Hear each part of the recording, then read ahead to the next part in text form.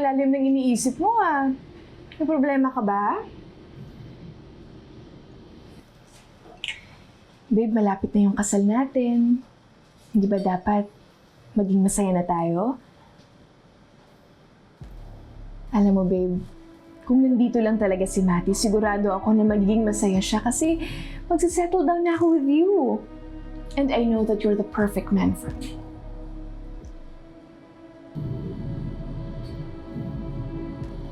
Babe, parang kanina ka pa ganyan sa office. Parang lagi na lang mainit yung ulo mo. May problema ka ba? Are you mad at me?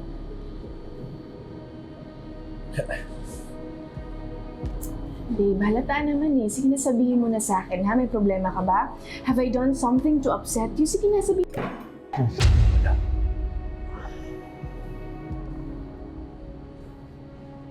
Babe.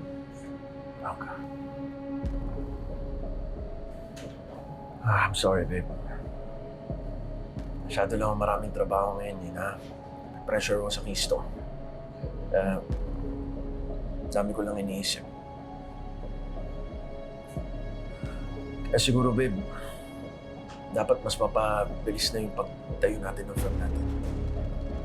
I mean, para mas balanse yung oras natin sa trabaho at sa buhay natin. Yun naman yung pangarap namin talaga, di ba?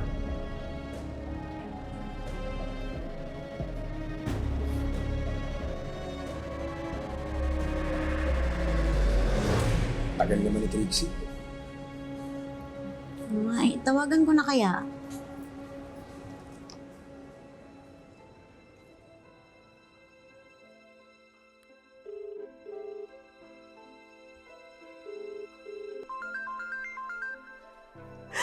Trixie, please. Please don't answer that. Huwag mo sabihin kay Lynette lahat na nalalaman mo, please.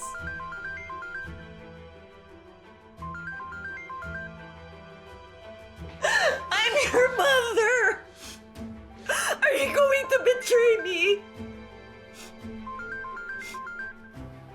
Hindi mo naiintindihan, Ma'am. Mali yung ginawa mo. Kita, Trixie. Kaya ako ito nagawa. Mahal na mahal kita. Ginawa ko para sa'yo, para sa atin ang lahat ng ito.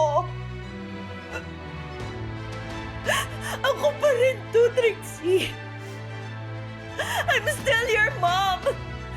Are you going to do this to me?